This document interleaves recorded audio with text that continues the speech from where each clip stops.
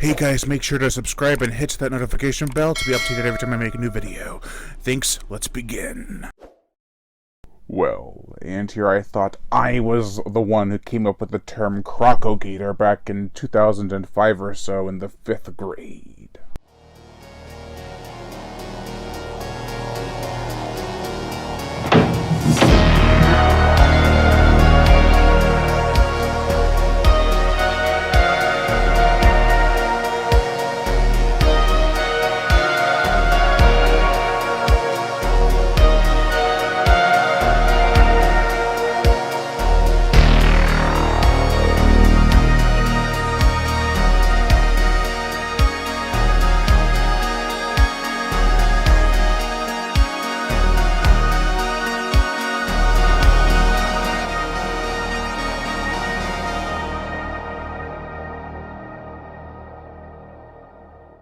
Eraser.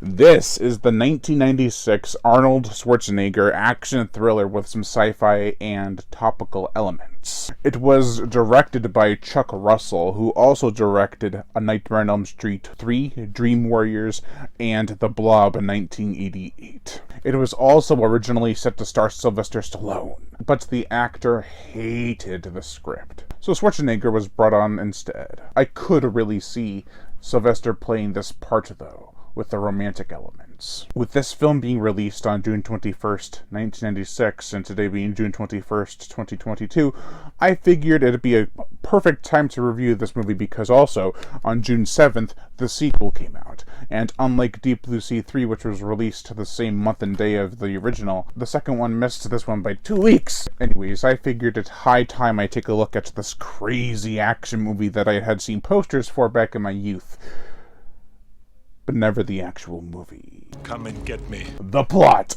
There's a special task force in the FBI known for wiping out people's existence, erasing them. A woman has sought out their assistance, but things get hairy when there's a damn close call and she's almost accosted.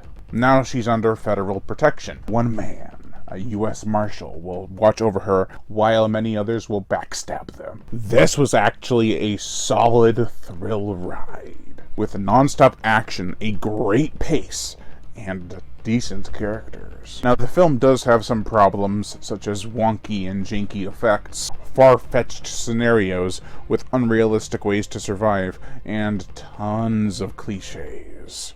However, you go into a movie with a plot as ridiculous as this, and, well, you have to know what you're getting into. Thankfully, Eraser delivers on what the audience wants. Preposterous and loud insanity that is truly crowd-pleasing. Chuck Russell knew his actor and what audiences were expecting at the time. Everyone said that Schwarzenegger was a lot of fun to work with on the set. Even Chuck Russell and producer Arnold Kopelson, who were having a rocky relationship during the making of the film, were both friends separately with Arnie, and he tried to work with both of them, or tried to work. I work alone. But before production even began, John Pogue, director of Deep Blue Sea 3, wrote some scenes that didn't make it into the final film, I believe, or he just punched up some action sequences. Why do I bring up this uncredited scriptwriter? Well, he ended up directing the sequel, or equal, Eraser Reborn. I didn't know where else to fit that in, so there you go. For the characters, there were perhaps too many of them to really keep track of sometimes. It was a bit of a challenge sometimes, but I do feel most of them fit into the story pretty well. Special Agent John Kruger, no relation, played by Arnold Schwarzenegger from Commando and Predator, as well as a whole bunch of other movies, is the titular eraser that the title refers to. He prefers to work alone. I work alone. And thinks he has friends within the team that don't work with him, but are there. However, betrayal will ensue, and he's left surprised by it all. I thought I worked alone! I work alone. He's a good guy who wants to save his witness and protect her at all cost, because she's an honest-to-God, all-around, honest person, which is rare in the field she works in. This young lady, Miss Cullen, is a real-life, bona fide, honest person. Lee, played by Vanessa Williams, is the Erased. She went to the FBI for help and to assist them in gaining information on a company known as Cyrez. She is not a damsel in distress and doesn't hold back from firing a gun or throwing a punch. She's tough, but not over the top tough, which would make it really unbelievable if she was. DeGuren, played by James Caan from Misery, the author in that movie, is someone who John Kruger trusts at first. He was his mentor and trained John to be the best at what he does. I had a good teacher. Bullshit. You had the best. DeGuren never really erases anybody though, so it's kind of weird. It's like if a ninja trained with a samurai to be the best samurai possible. Shit doesn't work like that, or make sense. They're different fighting styles. DeGuren is more of a hitman than anything. Johnny C., played by Robert Pastorelli, owes John a favor for saving his life. He eventually goes along for the ride and is beneficial to the plot. He has connections where they're needed. He was previously erased, and then Kruger had him work at a gay bar even though he's straight. I thought that was pretty funny. Especially because he doesn't want his co-workers to know. Because he doesn't want to hurt their feelings. Don't let on that I'm straight, okay? I don't want to break any hearts. Kevin! Look, cover me for a few seconds. I'm gonna help a friend of mine. Who's he? He looks rough. Harper, played by Anthony Ramona from the Under Siege movies, which starred Steven Seagal. He runs Cyrez and wants to cover everything up. He attempts to sell the weapons to an arms dealer in Russia and ship them out as quickly as possible. The disc, the girl, the guns. By dawn, they don't exist. Then there's Beller, played by James Corbin from Duck Ya Sucker. He's kind of a mysterious character. I'm still not sure which side he's on. He was seemingly working for the bad guys for a majority of the movie, but then maybe acted like he didn't to wash his hands of the whole thing. Or maybe he was just playing both sides. There were not enough scenes of him to really focus on his character or his contributions to the story. There are a ton of characters in this movie. Another minor yet kind of important character was Tony, played by Joe Vittorelli from Analyze This and Analyze That, who either plays an owner of a dock or one of the dock owner's co-workers. I can't remember. They're all Italian! This 115-minute motion picture has so many characters, but as per usual Hollywood epic, the minor ones that are there are kind of related to the plot, but are not given much to do besides have some quirks. One's teased for not being a good sniper, and of course he makes his shots. Another is an agent who seems to know what he's doing. He acts like he's all that. He comes across as cocky. Then there's a right-hand man, DeGuren, who doesn't do much except get mad and confused. The one thing I'll gladly say is that the bad guys were easy to tell apart and looked cool. There really wasn't one that didn't stand out. What I presume everyone went to see this movie for besides Arnie were the guns. Eraser has some awesome portable rail guns that fire at the speed of light. How ridiculous, but I love it.